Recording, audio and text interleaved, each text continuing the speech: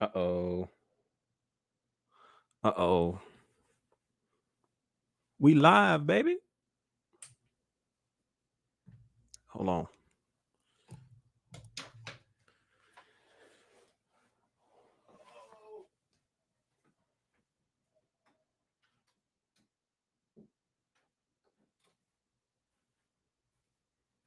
You know what I'm saying? Get this straightened out. Let's stream. Bless the stream. In Jesus' name. Amen. Ooh. Man. All right. We ain't even gonna waste no time, man. We're gonna get right into it, y'all.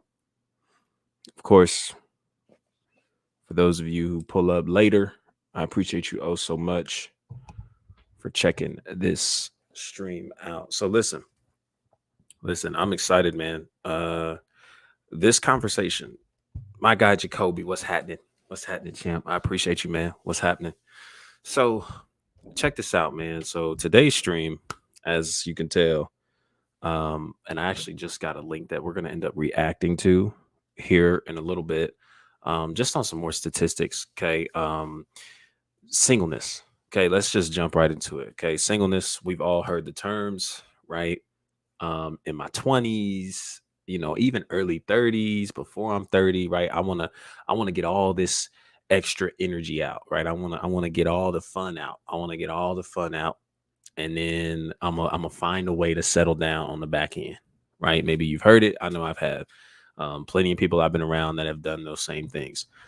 My question to you is, how legit is that, right? Like, how legitimate is that picture? Is that idea, right? Is singleness, right? Well, I guess I should ask it like this.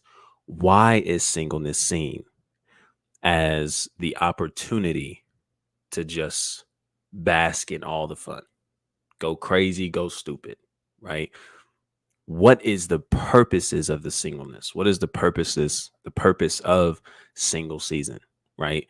What do we get most out of it? Is it really like the fact that I just get to let loose, have fun, not care about anything in the world? I don't gotta worry about nobody. So in turn, that means I get to just go do whatever, turn up, be promiscuous, get in all kinds of activity. And again, for anybody that has already been there or you're currently there, this in no way, shape, or form is a stream dedicated to bashing anybody like that. Okay. We thank God for his grace. We thank God for opportunities, newness, restoration. I mean, it's not something that is just going to write you off from the potential of having a successful marriage or having successful long-term relationships. Okay. I know plenty of people who have engaged in promiscuous activity in their singleness, or maybe they were in not really serious committing relationships. And yet it turned out they got married and the marriage, cool, right? But that does not give us necessarily the same freedom or room that we may think it does to look back and be like, well, shoot, because I guess it doesn't put my future marriage in jeopardy. I guess I just guess I get to go crazy. So, what's the purpose of this? Let's bring up some statistics, shall we? This is kind of my favorite part of the stream all the time.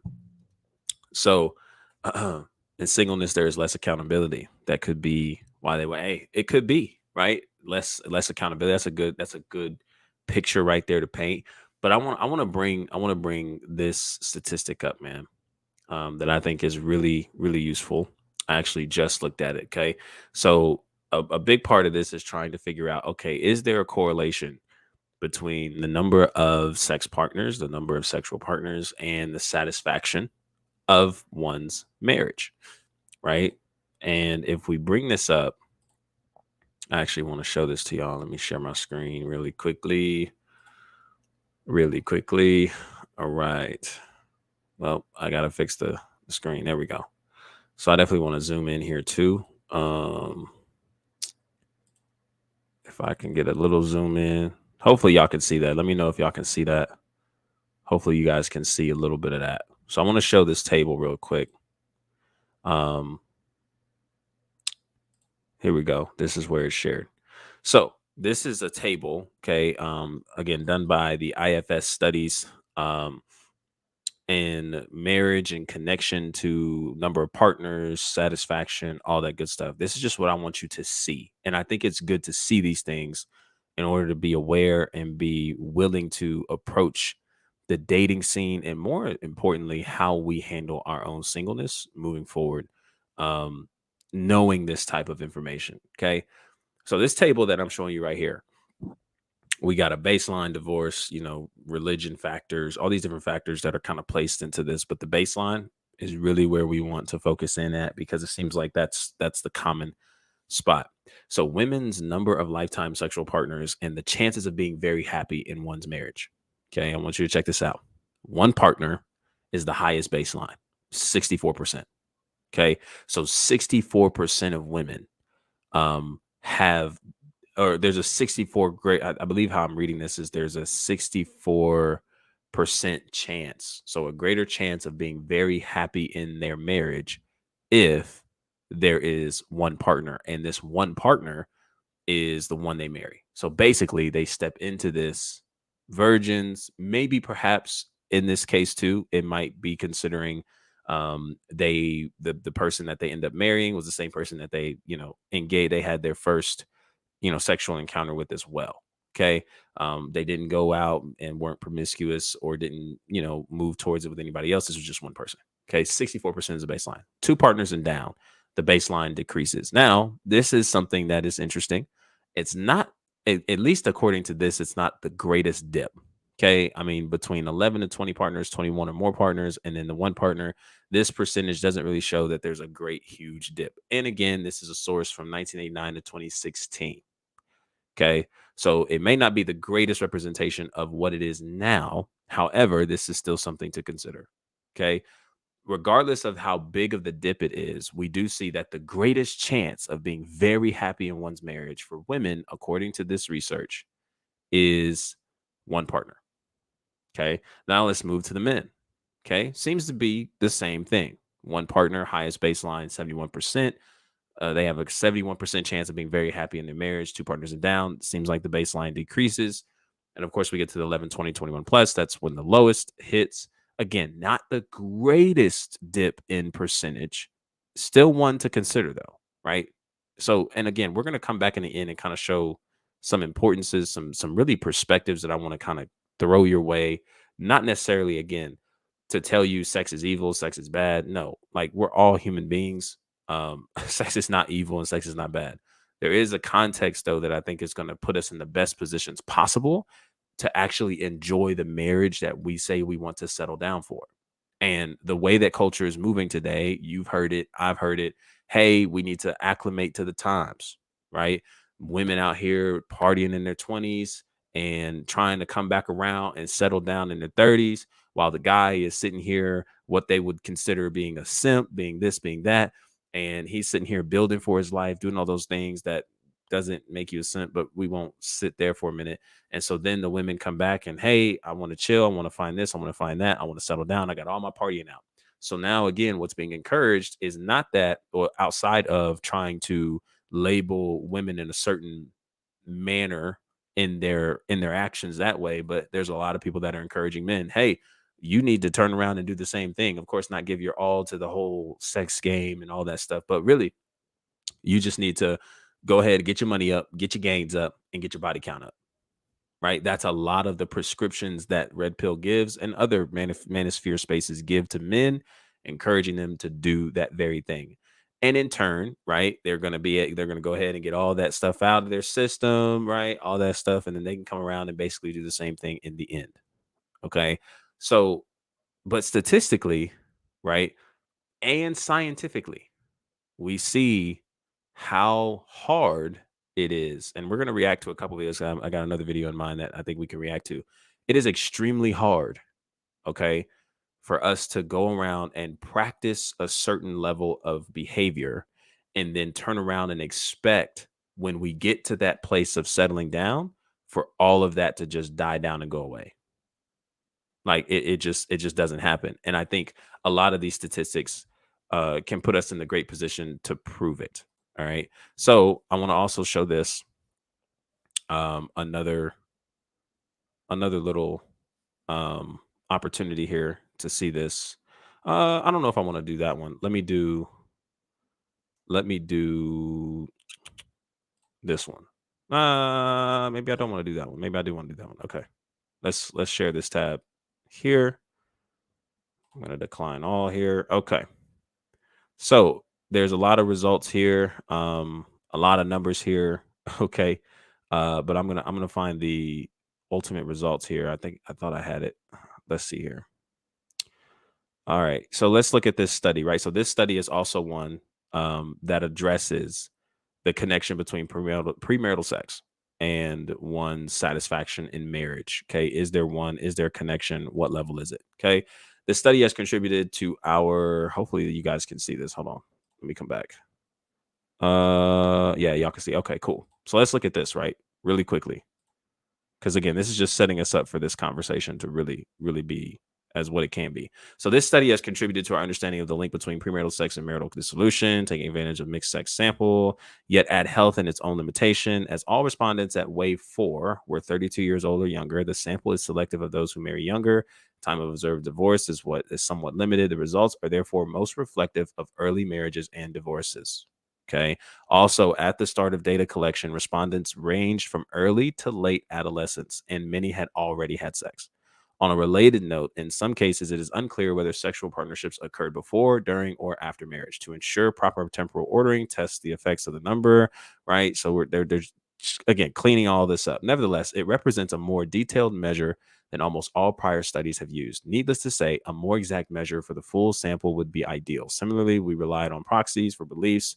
Finally, though ad health data are well suited to ruling out some of the hypothesized selection process explaining the premarital sex divorce link, they are less appropriate for examining possible causal mechanisms.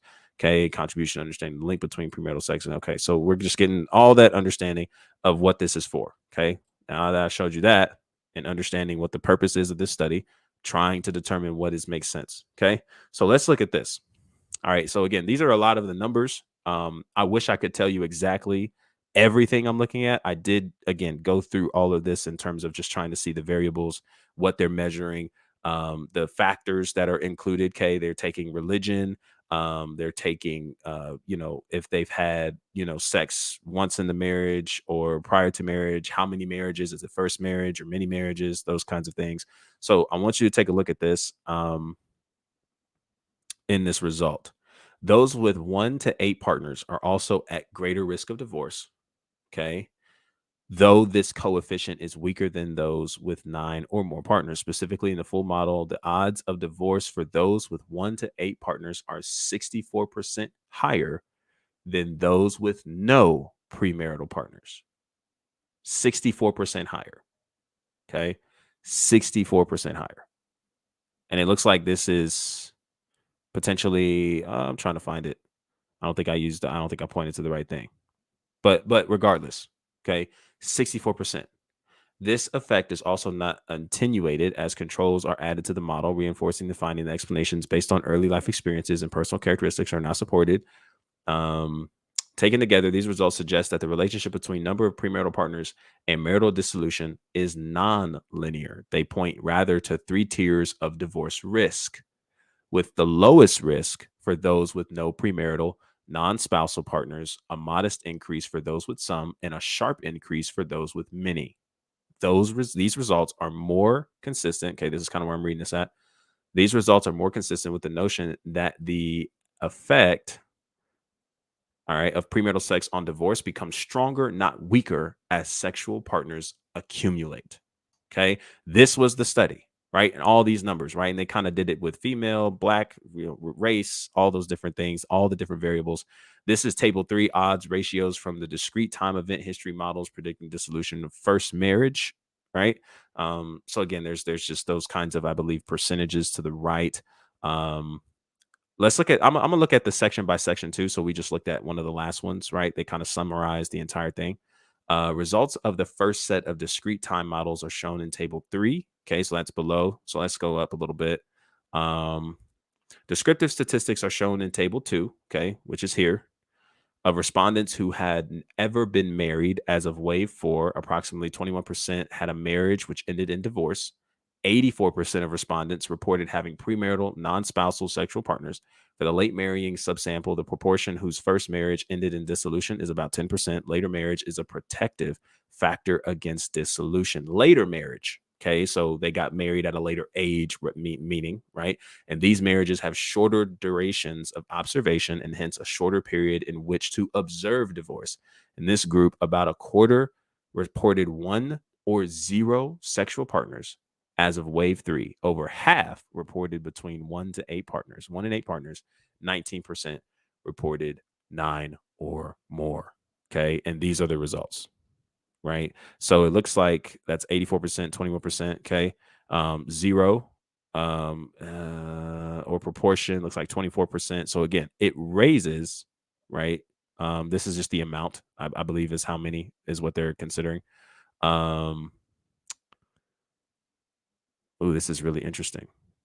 Yeah, so I mean, they're taking into account age and first marriage, respondents, some post high school diploma, the level of education, race, all that good stuff. Okay. Um, and we kind of got the total result there right here. Let me come back to it. 84% of respondents reported having premarital, non-spousal sexual partners, kind of what we read earlier. Okay. So this one was a little bit tricky too. So I'm still obviously trying to figure it out a little bit on the fly. But essentially, okay, what this study revealed is that there were different levels of risks in divorce. Okay, different levels of risk. So you were at a greater risk of divorce based on the number of partners, sexual partners that you had. Okay, that doesn't mean that you were automatically going to get divorced. It just meant that you were at a greater risk. Whereas you were at your lowest risk if you came in virgin, if you came in, right, no sexual partners, no previous partners, so on and so forth. Now, here's what's interesting. Now, again, and in fairness of everything that we're saying here in the main message that we're trying to share, I want to share this too that I found in a little bit of the early research that I just think it's fair to mention. Um, there are, I don't know if it's here. I don't believe it's here. Um, I guess I didn't save the statistics there, but I do want to share this. In my research, I did find that people are simply suggesting that expecting Americans to not engage in premarital sex is a standard that is unrealistic. Okay. According to a lot of the numbers that were found, there were high percentages that engaged in premarital sex prior to marriage. And the typical age range for women and men were a little bit similar and yet different. But it was simply suggesting, hey, um, we shouldn't be expecting people to remain virgins and wait until marriage. That's a simply as we put it. That's what they were suggesting. My biggest thing and my question with this entire research, what we're looking at and how we're dealing with it, and I'm going to come back and react to a couple messages here just to get the bigger point of what we're trying to say. Just because it's normal, does it make it okay? Right? That's probably one of the bigger questions we could ask in today's culture. Just because it's normal, does that mean it is okay? All right, bet we're back. Okay, so maybe I just need to keep it moving here. So just so like we can kind of make sense of everything we just looked at.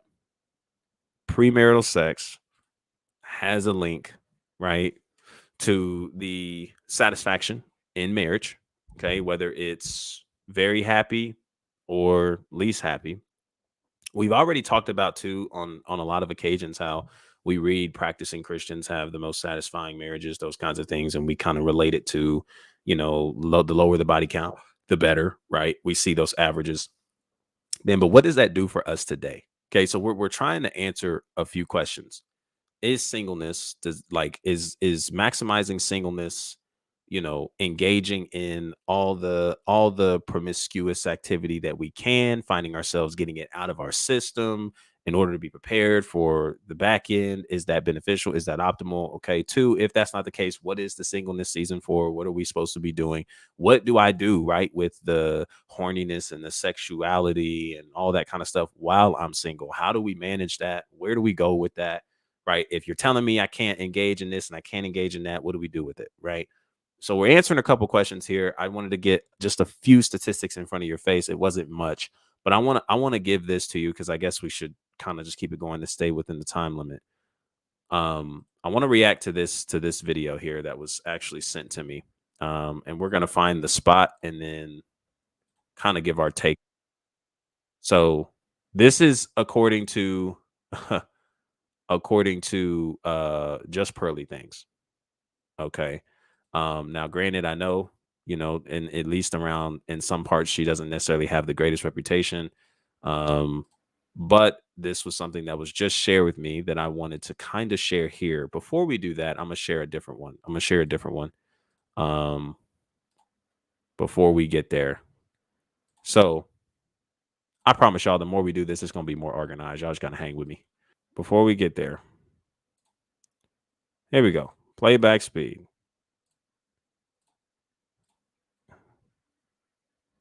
Like that's the tunnel vision goal, is to have sex with a lot. All right. Gonna internalize. So I've already done a reaction video to this. I've been told you that. Yeah. I'll feel you on that. So check this out, right? So this is a video. I'm gonna react to another video. We're gonna kind of tie all this up and try to hopefully make this make sense. What is the whole purpose of this? It's definitely been a messy one, but we'll come back and clean it up, man. So check it out.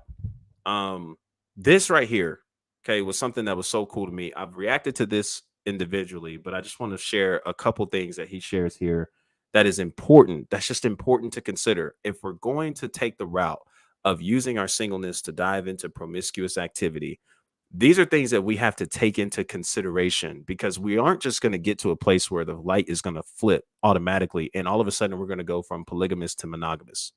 And we're all of a sudden going to go from chilling with multiple people to just one person and being committed to that and thinking that there isn't going to be a fight like at that space. So if you're somebody who really desires to enjoy a marriage, have marriage, settle down, those kinds of things. Again, we just looked at the statistics. It's not to say that if you have multiple partners, it's the end for you and you won't be able to have it.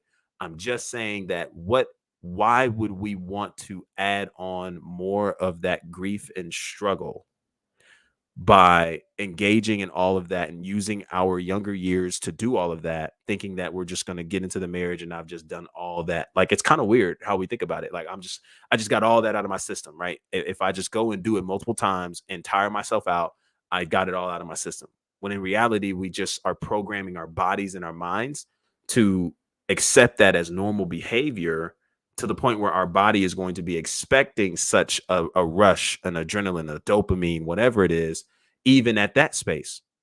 And so it's interesting to see, right, how the correlation of number of sexual partners prior to marriage has some level of connection to divorce rates and has some level of connection to less satisfaction in marriage. And there's so many reasons why. And we just want to dive into this really briefly, just so we can hear more of this perspective of the neuroscience behind it. That and think, especially young men, that the goal is sex. Like that's the tunnel vision goal, right, is to have sex with a lot of women. Like that's what we need to do. Let me know if y'all can and hear so that. I don't know if you've ever thought about what happens from a brain chemistry standpoint when you have something as high, something with as extreme of a dopamine response as sex, when that becomes your primary driving factor of what you're trying to accomplish. And say you accomplish that repeatedly over years, and say over 5 years, your goal is to meet as many women and have sex with as many women as possible. But that's the end of the goal. Like, I want to meet women, I want to learn how to engage with women, I want to have sex with women. What you're doing is you're training your brain from a you can't get past this. It's this. You could replace this with anything. You replace it with cocaine. You can replace it with any addictive behavior of what happens in the brain. It's going to imprint on your brain that behavior, that when you engage in that behavior and that pursuit, you're going to get this big, once you finally achieve it, this big dopamine spike, big. And then you're going to get a big dopamine crash below baseline. And over time, what you're doing is you're training your brain, and you really, at some point, it's more subconscious than anything else, that is the pursuit that you must engage in to get that feeling, whatever you want to call it, that feeling of accomplishment, of what you would think is happiness, which is not happiness. It's fleeting happiness. But that becomes then the pattern that is imprinted on your brain. And to get out of that I'm talking about neural pathways that bond very strongly. And to get out of that, you have to physically rewire your brain. Okay. So what he just explained and all of that is, you're training your body and your brain to respond a certain way. Once you hit that dopamine, it's hitting up, and then it's a dip, it's a huge crash, right? And you're going to continue to hit that and continue to do that. And what you're training your body for is that is the pursuit. And so you're going to be looking for that pursuit in other areas. And you don't have to just talk about sexual activity. We can talk about other things too, right? Food addictions, drug addictions, alcohol addictions, all those kinds of things. Addictions. It always strikes that dopamine, right? And your body is so used to craving that. So when you get into that space, right? Not only is it going to be harder than it ever felt like it has been, to it's so interesting. This kind of just hit my mind as well, but I'm gonna finish this thought. It's gonna feel harder to remain committed because you're like, I'm so used to having so many options, and now all of a sudden I feel so bond or bound to this one person, right? Like I can't, if you've ever heard certain expressions, maybe there are people who might think, man, I can't express myself, can't be free, can't do all those kinds of things because they're used to doing that. They're used to giving their body to those spaces. So now when they're in a space where that's no longer tolerated, it's a shakeup. It's crazy. If you've ever heard somebody who has said, man, it's crazy how, like, when I was in a relationship, or when I was not in a relationship, it was hard to find somebody, but now that I'm in a relationship, it seems like everybody wants me. I guess I look better or whatever the case is. Maybe that's not even necessarily a direct correlation here, but maybe you've heard of people being like, man, I've never wanted to do something more now that I'm in a relationship. Like, I wish I was single. I wish I was that. I wish I was third. That's because you're used to having so much access to certain stuff, at least in the latter example, not necessarily the former, but the latter. You're so used to having all this access. You're so used to having all these options. You're so used to having all this different stuff that you don't know really how to operate now that you're in a monogamous setup. And statistically, scientifically, we can see why. Because your brain has created neural pathways and bonds and all that, like literally all that. And it takes eons for your brain to rewire. It takes forever for you to come out of those spaces and come into places that are more healthy and representative of the marriage and relationship you desire. So where do we go with this information? Right? So if I'm engaging in all of this promiscuous activity, and in the process of that, for whatever reason that I'm doing it, my brain is being rewired to where that is something that not only I'm going to expect potentially in my marriage, but it's something that I feel I need in order to experience something that, as he mentioned, is fleeting. Where do we go? What am I supposed to do with all of this? Right? What am I supposed to do with all this? And the first thing I want to tell you, of course, in reacting to this, and then of course they also give their responses to it, and it's more so of the same thing. Like, if you follow Fresh and Fit, if you follow a lot of red pill people, they'll tell you, hey, we just need to acclimate to the times, right? Like that's where we're at. We just need to acclimate to the times. We need to be willing to just adjust. It is what it is. We're just taking the information as we get it, and we just need to go with it. But truth is, like, fighting fire with fire has never made anything better. You know what I'm saying? Responding that way has never made things better, right? And even though I may not be able to control what others are doing, that doesn't mean I have to also match that energy in order to get what I'm looking for. So the question, where do we go now, is okay, now that we know this information, and if you're in that process, this is something you've experienced, you're currently experiencing. Listen, again, this is not condemnation. I am not trying to tell you that you have no chance of getting married. No, I actually do believe that because God is who he says he is, restoration is available, and is, mercy, grace, all those things that is available to you just as much as it's available to me. So your number of partners doesn't necessarily automatically mean that a marriage is out of your future. What I am saying though is that statistically, who we can see, just statistically, we have not even traveled and hit anything in scripture yet. But you know what I'm saying, what I just said, statistically, doing things God's way makes sense. So if that is the case, then what we ought to do with the horniness and attractions and all those things that we experience in our singleness is learn to have self-control. If you are an individual who desires to have a marriage and desires to build a family, your greatest challenge as a single individual in this culture with so much access available to you at hand, TikTok, Instagram, free access to pornography, all these kinds of things. Your challenge is to be under self-control, is to gain self-control. How do we do this? In connection and relationship to Christ, first and foremost, allowing him to be our foundation. Don't take the red pill, take the God pill. How about that? Right? But outside of that, now we also have to get applicable. Well, that doesn't mean I don't get horny anymore because I believe in Jesus and I follow him. No, I definitely still have it. And matter of fact, maybe you were in a previous relationship where you did have physical connection to that degree. So now your body is low key potentially on a schedule. You just came out of a long relationship and you're like, yo, I hear you, but bro, like my body is craving some stuff right now. Like this is typically the day, an hour, which I get it. So, I kind of need that.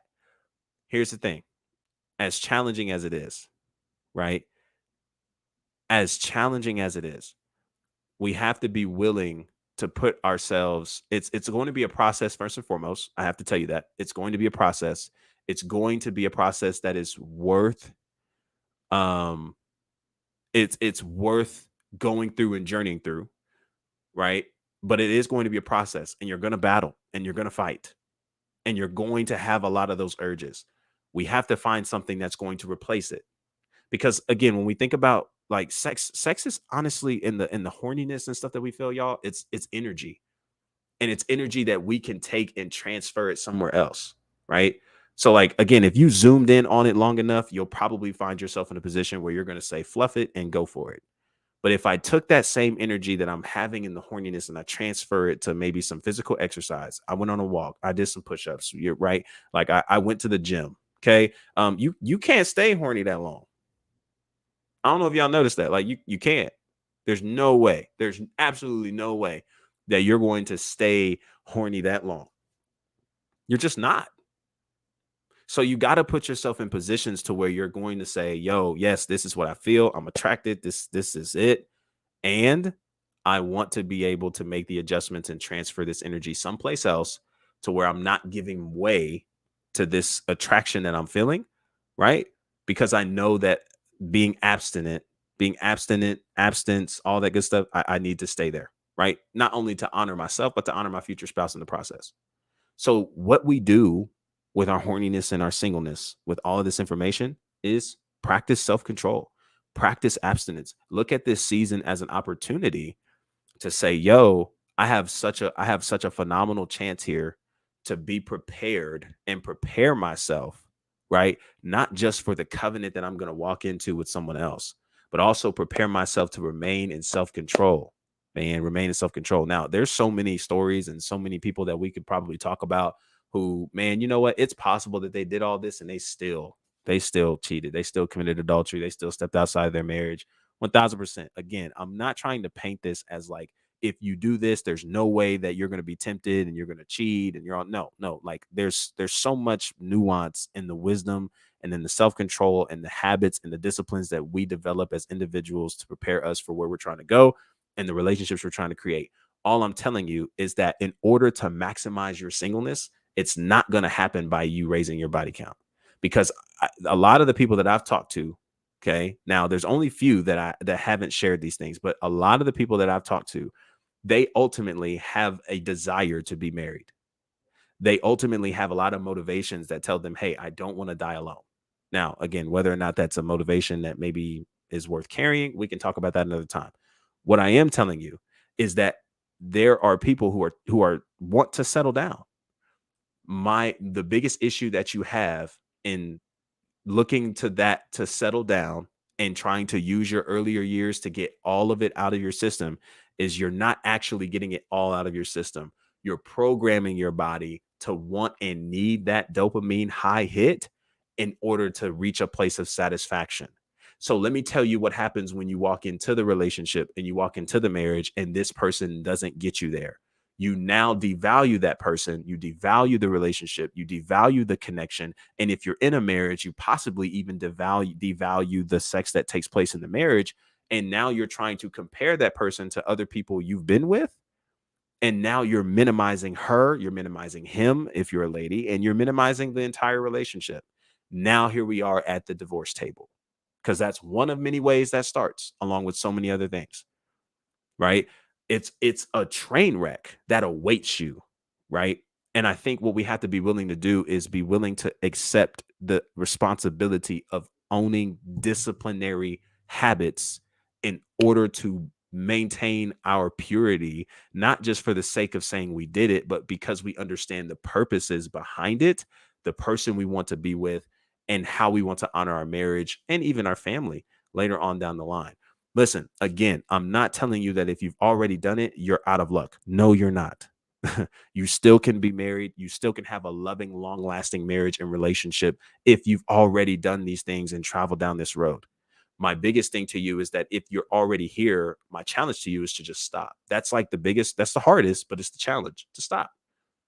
Because now we understand that, man, okay, maybe I'm not actually doing myself as much of a service as I thought I was.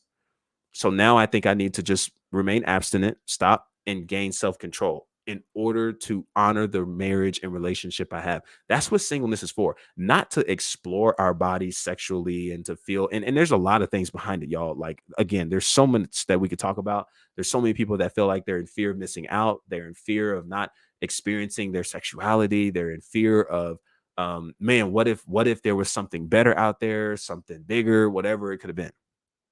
And I'm telling you, man, that is one of the tricks of the enemy, comparison. And so we fall into that trap.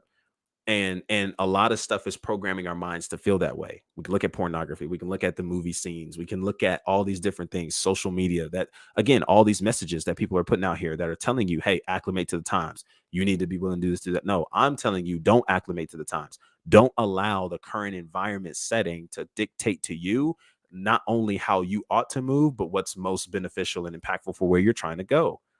Just because so many people statistically are out here having sex premaritally doesn't mean that you have to join in on the fun. And again, it's not from a place of condemnation. It's just, we're just talking straight facts here. Like, listen, and I can we just be legitimately honest here? Your boy struggled with pornography. Okay, your boy struggled with all of that for years, right? If it was up to me, right, like, nah, I probably wouldn't have waited, and I probably wouldn't wait, right? But knowing all of this information, man, I can see ahead what's awaiting for me if I don't, and how that impacts me and the future relationships that I want to carry. So all I'm just trying to get to you is that the single season can't be something where we use to explore, because we're actually losing. We're not gaining. We're losing. And it's hurting us entirely. Entirely, y'all. Entirely. Right. So now that we've addressed that, okay, and I got a few more minutes, so I want to do that and then address a couple questions. So there's that part, right? What do we do with it? Right? Well, we got to transfer the energy. We got to put it in other places. When we feel horny, we don't want to zoom in on it. We don't want to allow ourselves to fall into this cycle of temptation where we lock in on it, and we just recycle that thought and recycle it over and over again, and then we end up where we shouldn't be. Okay? We want to be able to transfer that energy, go for a walk, go to the gym, right? It's hard to remain horny in those spaces when, what I'm saying, you aren't putting yourself into places of activity that is actually more beneficial. And also there's power in trying to understand why, right? Where are those emotions coming from and why they're coming up? Because sometimes it's not even that you're actually wanting it, you're just lonely. You're just tired, and we make poor decisions when we're tired. You're bored. We make poor decisions when we're bored. And again, this isn't just towards premarital sex. This is also towards things like pornography. Like, it's the same thing, right? There's a lot of things that we do that we're training our bodies to respond to, man, and it's just not healthy. Your boy, again, like I mentioned, was addicted, man. It was a struggle getting off that mug. And when I did, and when I finally got help from the Holy Spirit, from not finally, because he's been wanting to, I just had to finally make the decision. But Jesus came to my rescue. I couldn't do that on my own. And I made that decision. I ain't looked back. And I don't want you to look back. And I don't want you to fall into those same spaces, right? Where you're trying to spend the years you should be enjoying your marriage breaking from things. And there's people that are doing it. And again, there's no shame to those people who are doing it. But we do know, right? Like, man, this could look possibly different. Let's be honest, it could look possibly different. So the second question that we raised earlier alongside this was, okay, cool. Well, what's the purpose of singleness then, right? If singleness is not meant for me to go crazy, if singleness isn't meant for me to be promiscuous, if singleness isn't meant for me to explore, and I guess you taking that from me, right? So you got all this stuff, you taking that from me. What am I supposed to do? I'm glad you asked.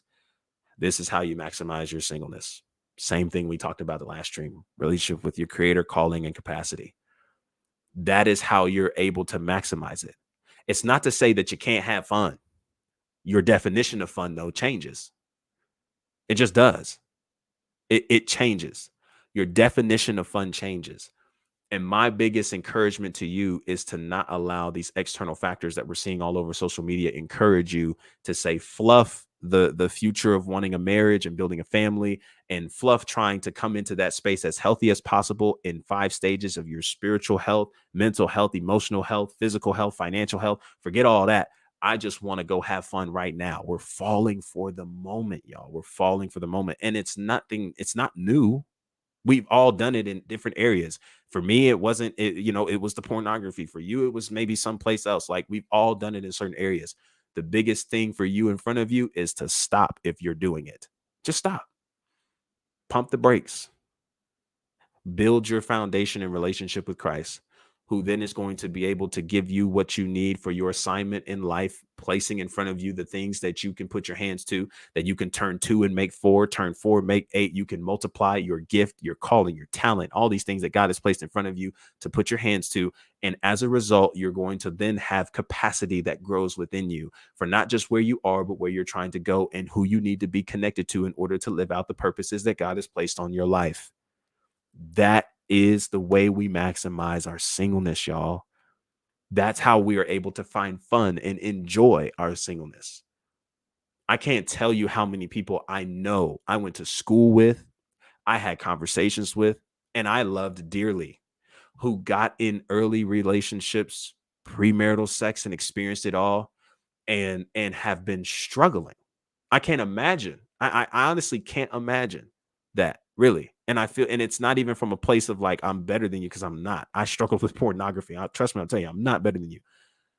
I'm saddened by that, because I know how much of a struggle I went through coming off of that, coming off of pornography. I can't imagine what somebody's going through engaging in a lot of physical, true promiscuous spaces. So what I'm encouraging you to do, man, is engage in building these 3 relationships to maximize your singleness. Not relationship with promiscuity, not relationship with every person you see and objectifying women and men and getting all that. No, I want you to get into a space where you are growing healthily in your emotional positioning, spiritual positioning, mental positioning, physical positioning, financial positioning. I want you to be willing to let go of what the world and culture is deeming as fun, because what they're proclaiming to be as fun in this specific conversation is one that is going to have you statistically more likely to be in a divorce than less likely. More likely doesn't mean it's going to happen, but it's a possibility, right? So man, listen, here's what's amazing. I know married couples. I believe it or well, maybe I shouldn't say that. I should go and ask and then come back. So I won't use that specific one, but I do know married couples who are standing tall, y'all, and engaged in promiscuous activity prior to. So again, I'm not saying this to keep you from thinking that you have an opportunity. No, there's hope. There's hope. You can have a marriage, you can have a healthy one. It's just what's most optimal. If I'm single right now, I'm not in a marriage right now. Like, what's most optimal? What's most optimal is building these relationships on these pillars, man. I'm telling you. And that is what's going to prepare you for that. There's a journey that's needed to go through with that. And so, man, I was gonna show you guys this video. Just Pearly Things posted a recent, I guess she was giving a recent stat. What about you? I'm gonna put this on pause really quickly. I'm gonna show you guys this and then deal with some questions, and we're gonna get out of here because I've been here for a minute. This stream was a little laggy, whatever. We'll come back and have some more organization for y'all. But check this out, man. I wanna play this. And then it's kind of like, and on top of this, I want to answer the question, what do we do now? That's the last question I want to answer. So we've answered 2. What's the purpose of the singleness season? Is the singleness season meant for us to be promiscuous? Now we're going to do with what to do now, because the stat that I believe she gives here, as it was told to me, and we're going to watch a little bit in context, it's actually really interesting. And it gives us a nice perspective as men or anybody who's checking this out. How are we to navigate through the dating pool today with this information out here? Like, and still remain sane in our celibacy, virginity, those kinds of things, and not find a way to lose ourselves in that process, because now, stuff is kind of going crazy. So let's check this out, and then we'll dip up out of here. We gotta do the playback speed. Come on, man, give me 1.5. Yeah. What does the average woman bring to the table in 2023? Well,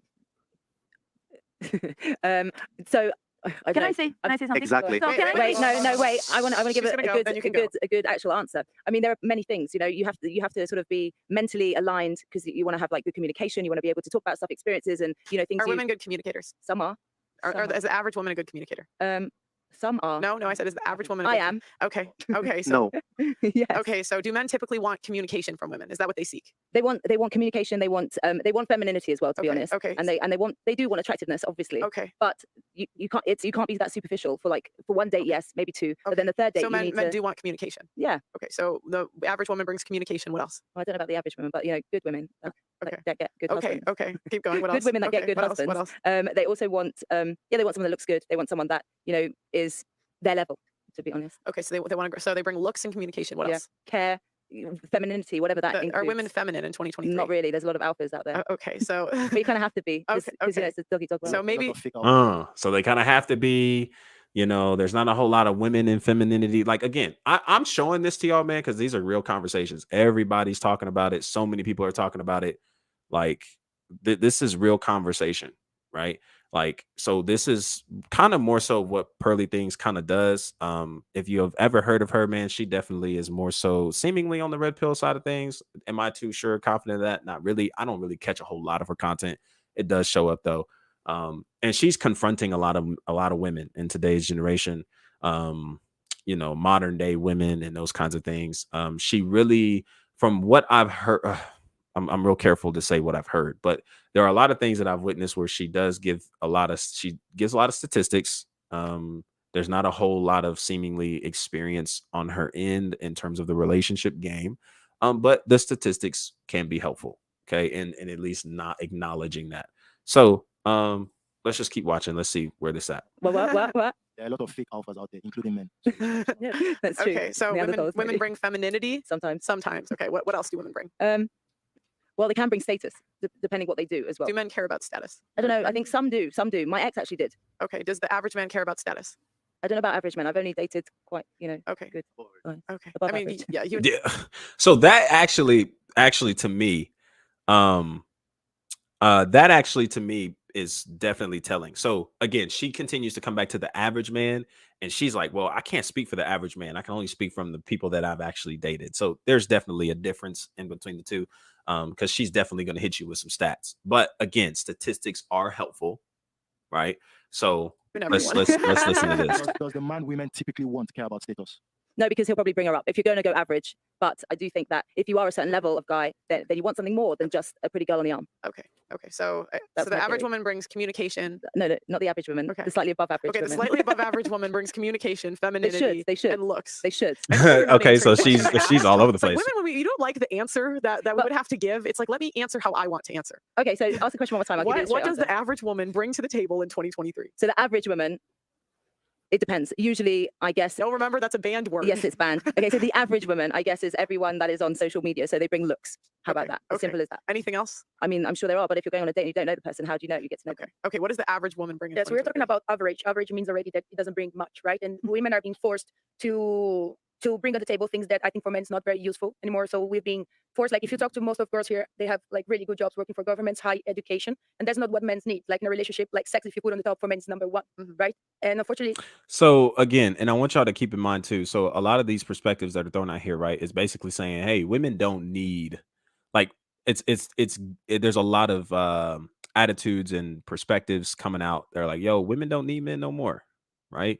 Women don't need men no more. They got the education, they're getting the money, they're independent, right? The femininity is decreasing, right? So like, what they need a man for, right?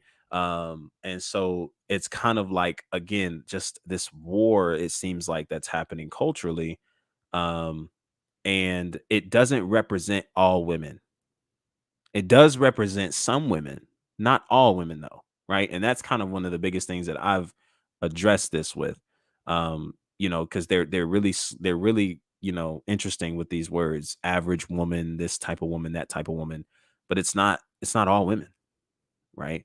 But she's going on, hey, listen, they got high degrees, high education, they work for the government, they got all the money, or not all the money, but they're getting better money, right? Getting paid really good. So women don't need men, again, is as far as I'm understanding what she's saying here. the other things affect women in this way and things like this. Why were So women forced to get jobs? You don't think it was a choice? Pardon? Women were forced to get jobs? It I wasn't think a choice? nowadays he has a very big pressure, Okay. a really big pressure Mhm. for, you don't for be women to be very Oh, well educated and have a job. Of course, if you live in London, if you don't work, if you don't make money, the city's gonna swallow Right. you. Do men typically want to marry young women? Yes, of course. So what was stopping us from getting married at 21? Yeah, Finding the right that's a man. really good We question. wanted to be more. We wanted to be independent, and this is the problem Well, nowadays. Yeah, but hold on. I'm going to get to you, but I'm going to let her answer. Yeah, for me, at least, I wanted to do more things. Right. It was my personal choice, right? Mhm. So that's one of the main reasons why not. Correct. But I'm saying like that it was still a choice. We weren't forced. Yeah, of course. A man of value, like maybe didn't propose. Maybe it wasn't the right man, like that proposed. Why or would maybe no one why proposed. would a man not propose? I don't know, because you're too young, maybe, or it's not, or you don't bring Could it, like you're saying, the young people, right? Uh-huh. In London, it doesn't really, like, I don't know that many people that got married. They've had long relationships, but they Right. don't get married in their like 20s. They just don't. Right. But I'm saying, why would a man not propose? Probably because economically he wants to be of a certain stature. Okay, why couldn't she get a guy that is high, that makes a lot of money? Well, I depends think on at the 21 girl. you don't have the maturity enough to handle a house nowadays. You know, But for example, before if they you look have, for my mom Right, got right, married right. at 21. grandmother, my mom the same. But nowadays, like I'm a teacher as well, right? I Right. see the girls, you know, even if I talk to many friends of mine there. So now in the past years, things have been happening Right. that people are not, and that's what's gonna happen. If you're married, it means in a while you're gonna have kids. Well, maybe These but people maybe, are No, gonna, but I'm that's wrong. no, but mostly we're talking generally, you're gonna have kids, right? If you get married, right? So the thing is, nowadays people are being brainwashed, people are not getting mature, they're not taking responsibility. What is the most important? People are not able to take responsibilities. If you get married young nowadays with the brain that they are having, they're not gonna be able to raise kids properly, and that's gonna fuck up the kid, right? That's why I see in schools happening. Do you think it's harder for women to change the older they are or the younger they are? I think for every human being, it's harder the older you get, and that's Okay, proved okay. scientifically. Okay, so wouldn't it make more sense to get married younger rather than older, so you can you can grow together with the man? So it depends. How the younger you get, usually the rate of divorces are higher. So it's not about the age, it's about maturity, because you can find people 40, 30, 50 years old, they're not mature. And I've seen people getting married in a young age. So there's the wrong question, first of all. It's a matter of maturity. Do you think that's what men want, maturity? Of course, if a wise man wants maturity, otherwise what happens with men? So what does the average woman bring in 2023? As I said, average means already that it doesn't bring much. Okay, so she doesn't bring much. Average people don't bring much to the table, either men or women. Average Can is I- already says. I would argue that the average man does bring more to the table in terms of like society. Like 40, half of men have infrastructure jobs. It means 1 out of every 2 men you meet is Yeah, running. but you mean bring to the table to society or to the relationship? Well, I'm saying a lot of times average women think they're better than average men. in so- society, what they bring to Well, society? I- That's also another point that they try to make too a lot too. Average men, average women, that kind of thing. If I were invited to be on that platform, would I join? Man, if I was invited, I don't know. Jacoby. That's a great question, man. I don't know. I don't know. I don't know. It's definitely one of those things where it's you definitely need to come with the right statistical information, because they're not. It's so interesting because especially how she's confronting them. Like, again, she's kind of coming back to the statistics, 1 of 2, average, right? So there's not enough. I feel as if in some cases, and I haven't watched all of her stuff, so I can't really say this generally, just from this interview, it doesn't seem like there's room for experience. And I think experience is very telling. And that is what actually breathes nuance into a lot of these conversations. Because we can talk about statistics all day, the ones that we just talked about, right? Like yeah, you definitely have to come to correct, and I love that. I don't have a problem with that. I just think that there isn't room. It doesn't seem like there isn't a whole lot of room for experience to be mentioned. Or there's not a lot of room to also talk about the whole picture as well. Because just as much as we can talk about the average man and average woman, hey, y'all already know I'm coming with from a Christian worldview, which I'm huge about saying that this is how we ought to live our lives. It's what's most optimal. It makes sense. It's truth. So we also have to include those things too.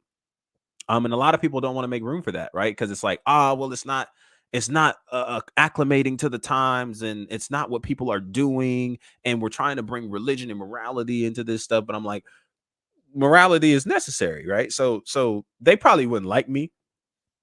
Yeah, yeah, they probably wouldn't like me, man. I ain't gonna lie to you, they probably wouldn't like me. Like if there was any world where I was invited on to talk, and I know I don't have it like that to anywhere near it, man. I'm good where I'm at. But if I was invited to talk on Fresh and Fit, brother, like I probably wouldn't even get a word out. Because I have a lot of thoughts on that myself. If there was any platform that I would walk onto, and they wouldn't let me have the time or day. So I'm trying to really find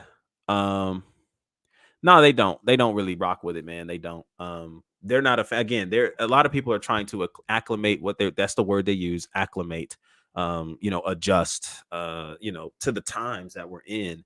And they're trying to give everybody they call themselves trying to give people tools, and it's what they're giving is prescriptions.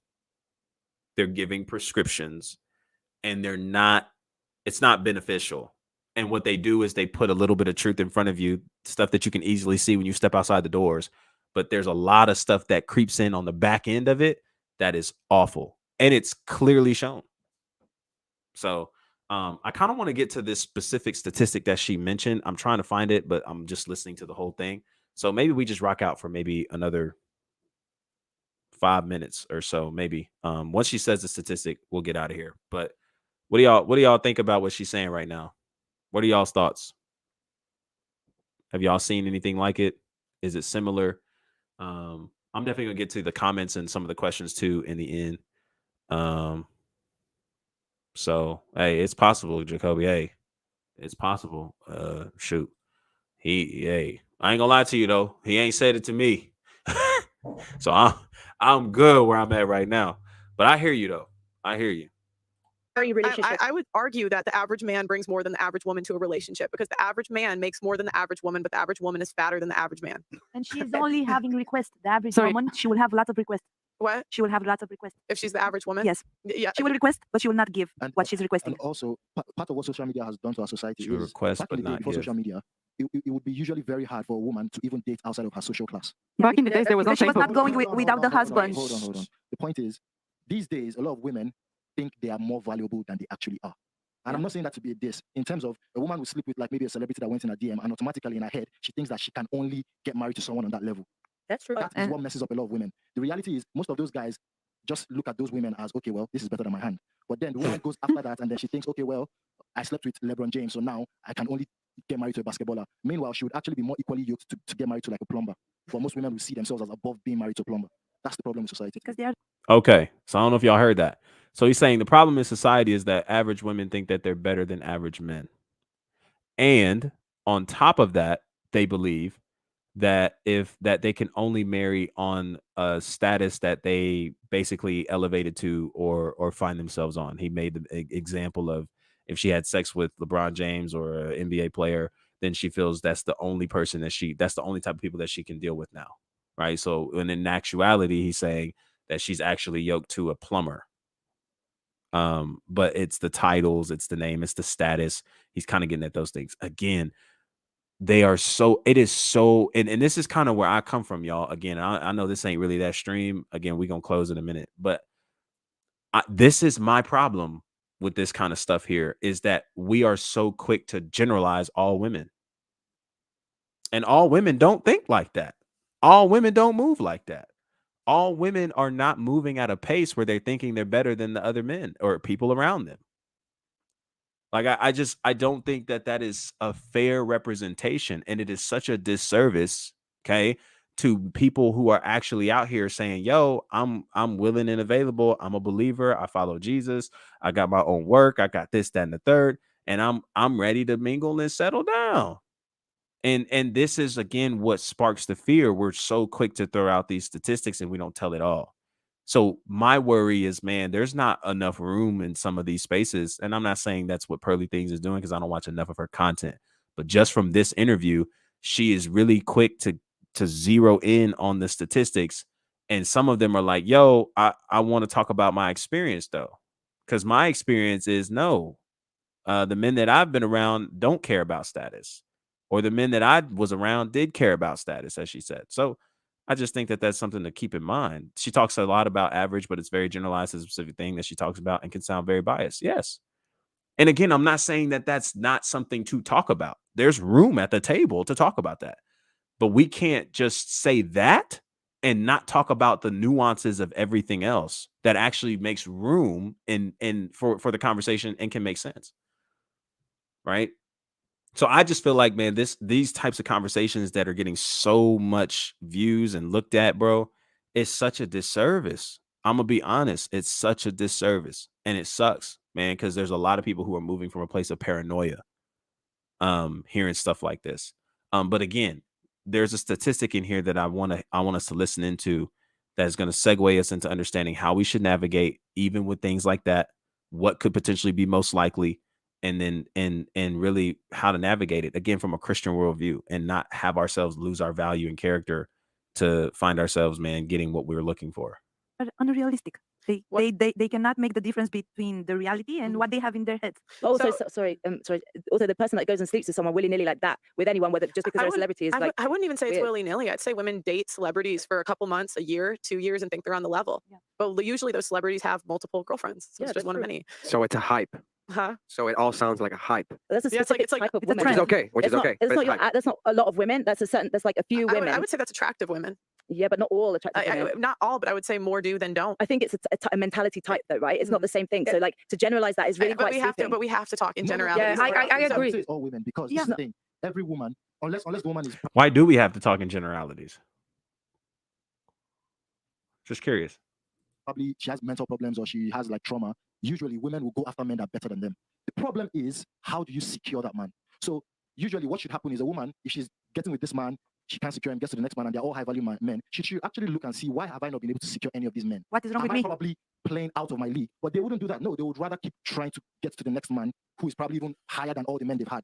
So instead of trying to find their level, they're trying to go higher. It's like the same thing with the analogy of the women that go to the husband store. You go on the first floor, you have men that have like one thing that all women want, and then you want to go to the next floor. The next floor the man has something better, and then you keep going until you get to the 7th floor and you find out that there are no men left. That's usually what happens to most women, and I would say most women. Yeah, that's true. And I agree that social media plays a very big role on that, because if you check like girls and influencers that they get more followers and likes, it's because they expose their bodies, right? And now the value of someone is measured on how many followers and like they have. And that's been happening in professional side and also into relationships, right? And I've seen also like men that they will, follow this girl, these are there, or like that is going to be who's the hottest. And I have a lot of friends of mine, males, that they really want to be in a relationship and say like, so why are you not? Instead, because there are many options. And there is. So social media, that's why we need to have critical thinking, as a woman and as a man, what social media is adding value to, and it's brainwashing everyone. But So, also, so what do you think the average woman brings to the table in 2023? First of all, lots of requests. Huh? Lots of requests. Lots of She's requesting. No, like when I'm speaking about this, I'm thinking about most of the women that I met in this life, Yeah. like colleagues, maybe old friends, and I think their level was quite mediocre. But what they were requesting from their partners, or from the future partners, because they didn't have a partner due to this request and the level. No, this is reality. Like, it's not funny. Okay. So maybe this wasn't it. It's cool. I'm with it though, because it's gonna help us. So again, what we just reacted to in this entire deal is basically what they're feeling like most women are bringing to the table, what they're asking for, those kinds of things. Okay. And does it make sense? And they're more on the side of, hey, y'all are thinking y'all are better, this, that, and the third, like y'all don't bring much, so we just need y'all to realize it. Check it. If this is the case, how do we navigate? Right? If single season, if singleness and dating is just that tough, is just that rough, the average woman, average man, this, that, and the third, how do we navigate? This is how we close. Literally, y'all. by simply sticking to doing things the way God sees fit. That's it. That's it. I don't have to acclimate, man, to what is out here in order to get what I'm looking for. The statistic that I wanted y'all to hear that I was hoping was there, it was referred to me or is showed to me or shared with me that Pearly Things shared that 1 of 3 women today, 1 of every 3 women have either had a baby deletion, they've had 10 or more, partners, right? Sexually, I guess I'll say that, and or have an STD. 1 of 3, 1 of 3. That's a pretty high number, right? And that's not to spook you or scare you, but it's, I guess, what we can look at that and say it's legit. It's a reality. We can acknowledge that. What do we do about it? Well, we don't acclimate to the times. We don't match that energy.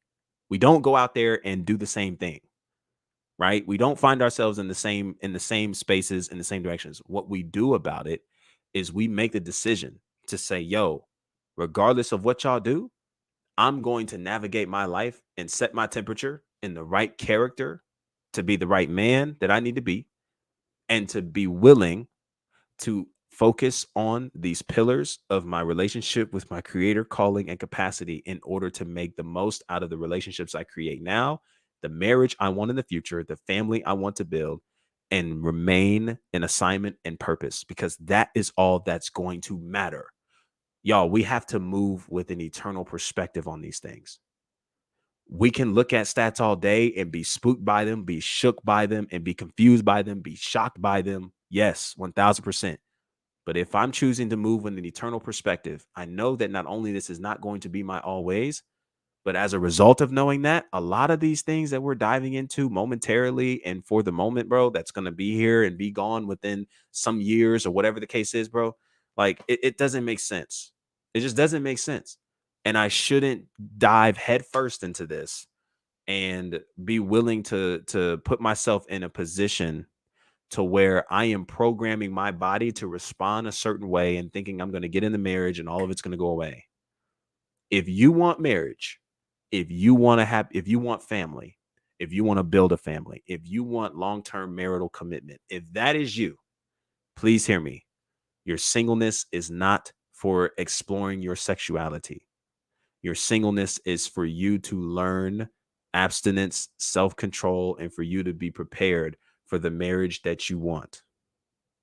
That's what it is. And in the process, creating the capacity you need to not just say you're married, but to actually live out a married life, and to be able to say that not only you got married, but you remained married, you stayed married, and you were able to build a lifelong commitment with one person. Seriously.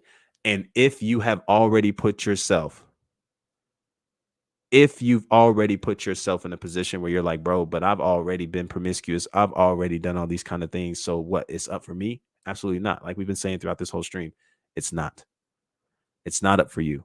Just because that is where it's at doesn't mean that's where it has to keep going. We can put a stop and an end to that this moment and say, you know what, I'm gonna make a decision to honor myself, to honor God, to honor my future spouse, and remaining celibate. And I'm going to actually start stepping into these dating scenes the right way and doing it the right way, and making sure that when I step into my marriage, that I'm prepared in the right areas, I'm healed in the right areas to be able to maximize it. And that's really how, man, we got to look at this thing. Yes. Does that mean you have less options? Yes. Does that mean that not everybody you're going to be able to hit up and pull up on and do this, do that? Yes, it does. It does. But not everybody that's sliding in your DMs is worth the shot. Like it's not worth it, man.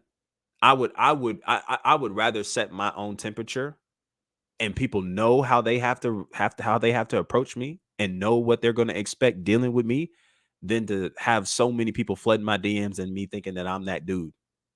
Because I got so many people talking to me and wanting to shout at me, and got so many women in my phone. Like, nah, been there, done that, bro.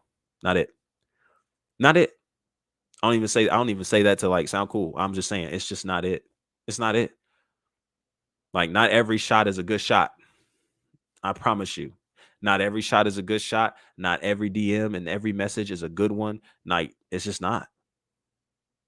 I'd rather focus on being the right man and maximizing where I'm at, preparing for where I'm going to be, than to use this time to invest in things that are going to be so much harder to break away from when I get to where I always wanted to be, but at maybe some point never thought I'd really get.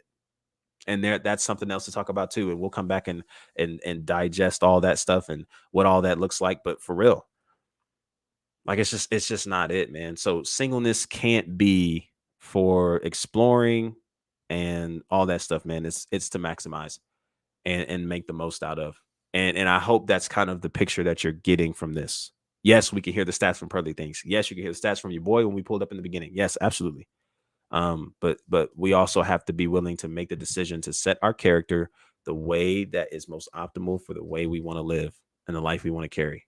And my biggest challenge right now in this channel and the content I'm producing, man, I'm challenging y'all to want to move in that direction and to lock in on that, bro. And yes, it's a process. You're going to need patience. There's a lot of things that are going to be challenged in you, but it's going to be worth it in the end. And I'm asking you to join me in that journey, because you're not in it alone. I'm asking you to join me in that journey. Because it's going to be a good one. So let me look at a few questions, do a speed run here, and then we're going to get out of here, man. I appreciate y'all. 1 hour and 20 minutes. Hey, man, I appreciate y'all for sure. Maba says, or Jacoby, how should we explain this to unbelievers? Asking this to challenge you. Yeah. So in regards to basically this entire conversation, how will we explain it to unbelievers? Yeah, I think, well, one, again, there's so many statistics that we have in front of us that allow us to see that, man, before we even have that, we don't even have to necessarily go to scripture to disprove the idea that singleness is for exploring. We don't have to do that. We can just look at things statistically. Now, what I will say is the statistics then prove that doing things God's way makes sense. So how I would explain such to unbelievers, man, honestly, outside of just being the example, and sharing my wins, sharing my losses, sharing my experiences, those kinds of things, I would just say this, man. Sex is a whole lot more than just what you see on the surface, and getting access to cheeks and all that good stuff. Like, it's so much deeper than that. And one of the things that we learn when it comes to sex and that connection and that level of intimacy is the impact it has on us as human beings. Whether we stay with that person or we go from person to person, it has an impact on us. Whether we do it so much we become numb to it, or it's something that we hold so near and dear that we understand that it's a piece of us. Like, it's literally somebody, like we're inside each other. Like, that's pretty deep, right? That's the deepest physical intimacy you can have with somebody on this side of life. So what I would say, man, is your singleness, again, as I've kind of been sharing throughout this stream, Jacoby, that your singleness is meant for you to learn how to gain self-control. So that way, when you end up with the right one and you marry, you aren't finding yourself at greater risk of losing them for the sake of momentary pleasure, because you've already practiced what it looked like, man, what it looked like to remain in self-control and in understanding of where you are, your sexuality, and more importantly, what it's designed for. You know what I mean? You were able to enjoy that. You were able to maximize that. You were able to get the right understanding on that. And you also are able to see like what's on the other side of you stepping out of that relationship to get that momentary pleasure. Like, and you'll see, man, because of the person that you're married to, and you're like, man, she's it. She's it. I don't have to go nowhere, do nothing, man. Like, it's not worth, man, the equity and all that we've invested here, it's not worth stepping out for a moment. 5 minutes? Nah, man, not it. So how I would explain that to unbelievers, people who don't agree and align in believing in Jesus Christ, you know, I would just focus on not necessarily so much the statistics. We could all day. Sure, they have theirs. We can get into that whole conversation. I would just more so share where I'm at, where I'm coming from, being genuine and authentic in it, being an example. But man, more importantly, living it out. You know what I mean? Living it out, and making sure, man, that when we have these conversations, that there's room enough for them to be heard, for me to be heard, of course, and really just honoring each other in a space where we're saying, yo, I hear where you're coming from, hear where I'm coming from, and let's just chat about it. But yeah, I think I would just talk about that, man. Like, sex is powerful, created by design, for a specific context. And there's so much more we lose than we gain when we're experiencing it outside of its context. I put it to you like this. Mike Winger used an analogy of a fire. Maybe if you've been to the True Project, you've heard me use this. A fire in a fireplace, right? Controlled in a proper context, it's cozy. The living room is amazing. Nice environment, warm environment. Everybody's safe and able to enjoy. But if you take that same fire and take it out of the fireplace and you put it in a forest, we got wildfires. Dangerous. Not it. Spreading everywhere. Okay. Fire becomes scorching, becomes dangerous, becomes deadly. Right? Sex is in the same way. When it's outside of its fireplace and container of context, it's dangerous. And even though that pleasure feels oh so good, there's so much more consequences on the back end of that. And you're going to pay it one way or another. Maybe you didn't walk away with an STD, but you programmed your body for that dopamine. And so now when you get into the marriage, all you're doing is playing the comparison game. And you're wondering why the marriage is suffering and struggling. Right?